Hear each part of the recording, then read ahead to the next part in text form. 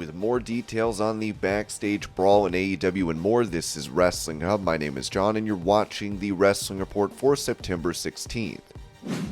Before we get into the rest of the video, make sure you subscribe to Wrestling Hub and turn on all notifications to stay up to date with everything in the world of pro wrestling. Also, don't forget to follow us on Instagram at Wrestling Hub Official and follow us on Twitter at Wrestling_Hub. Today's video sponsor is Bespoke Post, which is a monthly membership club delivering awesome boxes of top shelf goods from under the radar brands. Every month, Bespoke Post introduces members to cool new products, outdoor gear, bearware, home and kitchen goods, clothing, and more, based on a preference quiz that you would fill out. The box lineup is constantly changing each month. Every box has around $70 in retail value, but only costs $49, and you can preview your box before it's shipped. You'll get a box assigned to you, and before it's shipped, you'll get a preview of what's coming inside to decide if you like it, to 1. Keep it, 2. Swap it for a different box, or 3. Skip the month entirely for no charge. You only pay for what you want.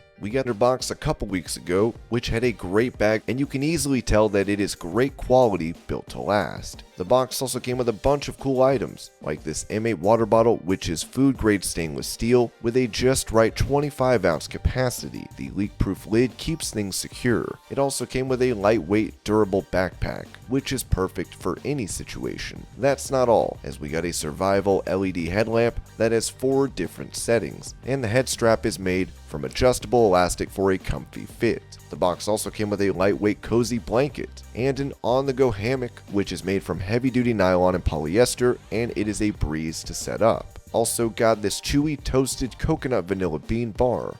To get 20% off your first box, click the link in the description and enter WrestlingUp20 at checkout, or go to bespokepost.com/WrestlingUp20.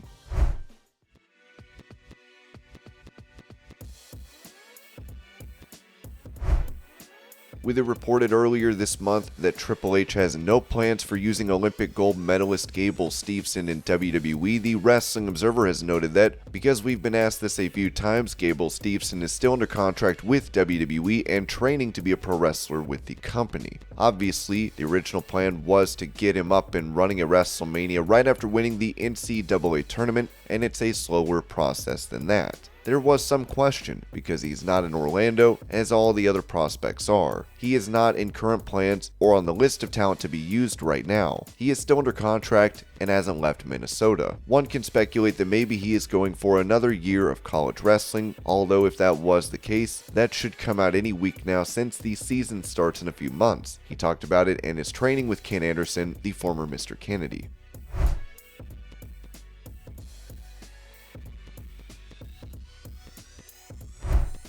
The Observer would also note that WWE is likely looking to make a bout between Logan Paul and the undisputed Universal Champion. It appears WWE is building to a Reigns vs. Logan Paul match. They did an angle on Paul's podcast, and this leads to Paul appearing on SmackDown on September 16th in Anaheim. Unless things have changed and he's added to the October 8th show in Philadelphia, and Reigns has never been advertised for that show, his next title defense was to be in Saudi Arabia on November 5th. Unless this was a late addition, this would answer the question as to why Reigns had to win in the company's eyes at Clash at the Castle.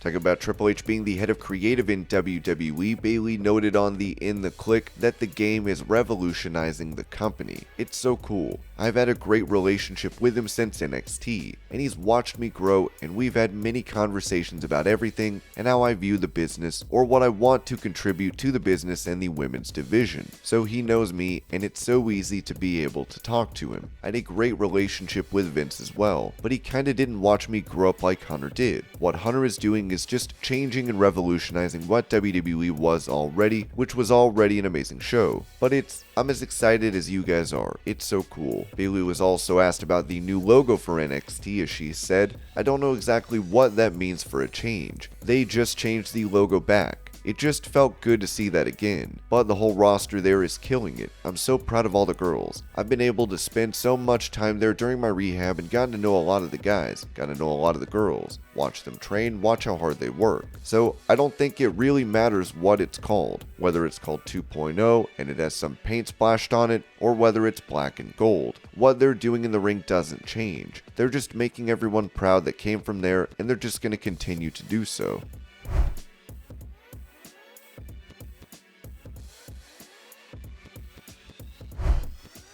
Speaking of Triple H being in charge, Karrion Kross mentioned what direction he feels WWE is going in with the game overseeing creative, saying on WWE Espanol, "I think this is going to be a very new and aggressive era. Things are just going to become very, very aggressive, and they were already aggressive to begin with, but Triple H to me is the best boss I've ever worked for. He's not an easy person to work for because excellence is expected, and that's a good thing, because excellence brings out the best in everybody. If you have a question, he's always available. In terms of ideas and things we'd like to create for fans, we can always go to him."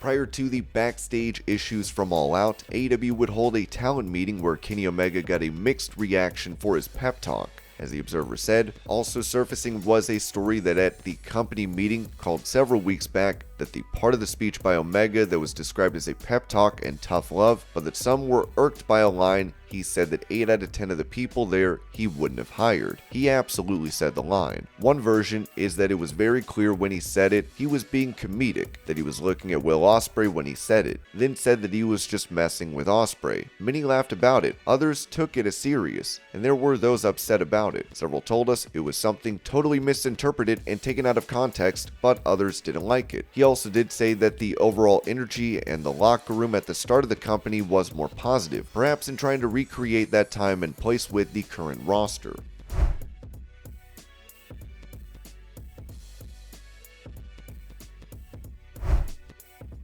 From the US Sun, it said that WWE is planning to honor former chairman and CEO Vince McMahon with a Hall of Fame induction. As they write, Vince may not be completely done with WWE. There are discussions about how to pay tribute to his achievements of turning the small-town wrestling biz into a global business venture. Fans may not have always liked the way he handled storylines and treated some talent, but his efforts to take the sport to the world cannot be underestimated. His departure was pretty unceremonious in terms of the business behind the scenes, but the sport is about fans, and as controversial as it may seem, there are fans who feel he deserves a send-off. Now at this moment in time, the suggestion of any kind of celebration seems impossible and would spark potential backlash. However, an acknowledgement of his contributions remains an active discussion among the creative team. Obviously, Vince will not wrestle again, but having an invitation to WrestleMania could be a possibility. One discussion is whether it is too soon for him to be honored at the WWE Hall of Fame event the night before WrestleMania. Automatically, that honor would mean he would walk on stage in front of LA fans next April. Stephanie has openly spoken about her father's legacy since his departure, and Triple H has huge respect for Vince.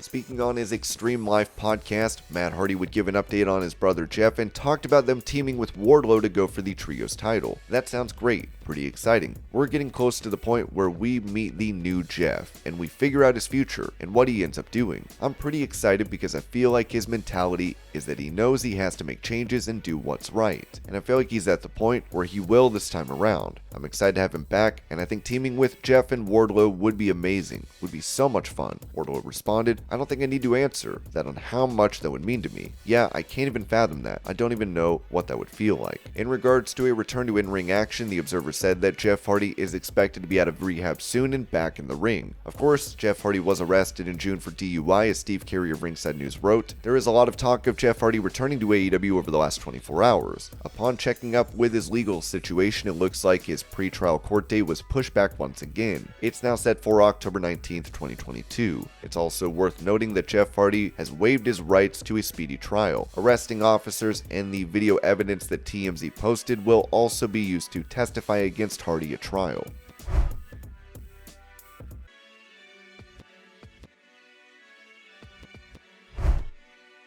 In the age of the internet, rumors and reports run rampant, and nothing is much of a secret in the pro wrestling industry. Yet, The Observer has said that Triple H may have something up his sleeve. We were told that Paul Levesque has some surprises coming who are not people being talked about.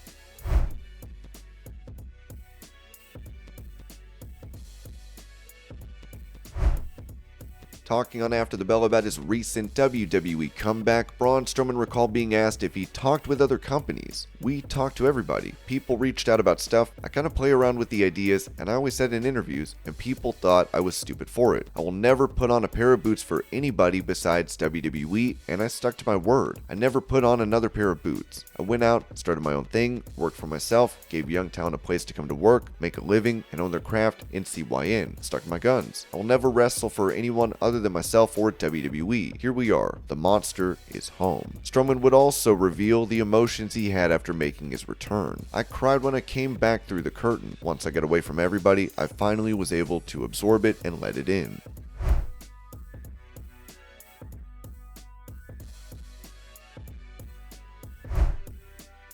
When it comes to his return to pro wrestling following his release from WWE in July of last year, The Observer said this about Bray Wyatt. Regarding talk of Wyatt returning, there were definitely talks in that direction. At one point, the talks stalled, but it was said it was not a dead issue. Talks with him outside WWE had also stalled in the past, as his asking price was well above what other companies were willing to pay. When he was last in WWE, the belief was that behind Reigns and Lesnar, that the tier of he, Orton, and Rousey were the highest paid pro wrestlers in the world.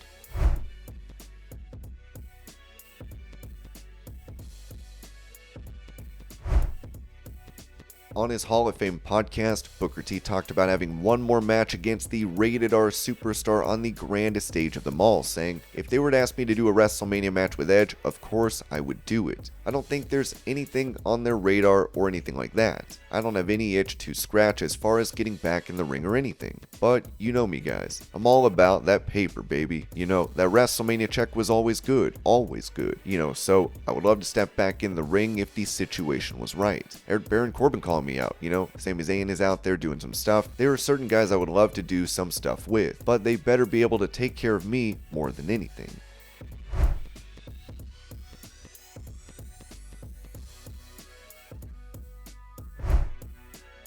When it comes to details regarding the backstage brawl after All Out between CM Punk and the Elite, it was said in the Wrestling Observer newsletter that both sides in every version is that Punk threw the first punch. That a fight broke out, and that guy hit Nick Jackson in the eye with a chair very hard and bit Omega and pulled his hair. The motivations from the Punk side were that he believed a fight was going to happen and punches would be thrown, so he beat them to the inevitable punch that the claim is Matt Jackson was going to throw. Those close to the other side labeled it as a sucker punch. From the Steel standpoint, it was about protecting his wife, who had a broken foot and was in the room, although escalating the fight and using a weapon has to be questioned for a producer with that in mind with his wife in the room. Those that try to break up the brawl, including Pat Buck, Michael Nakazawa, Christopher Daniels, and Brandon Cutler, are now off suspension, as Fightful added. We've heard of a couple of other names that were nearby but weren't suspended. The only implication given to us was that because they weren't physically involved in any capacity, it wasn't needed. That hasn't been outright confirmed to us. It was also said that talent while on suspension is not allowed to work anywhere. Since as EVPs, all of their outside bookings run through Khan in the office. Punk is a moot point due to the injury, but there are promoters interested in at least one, if not all of them, for major shows, and we're told they aren't available until these suspensions are over.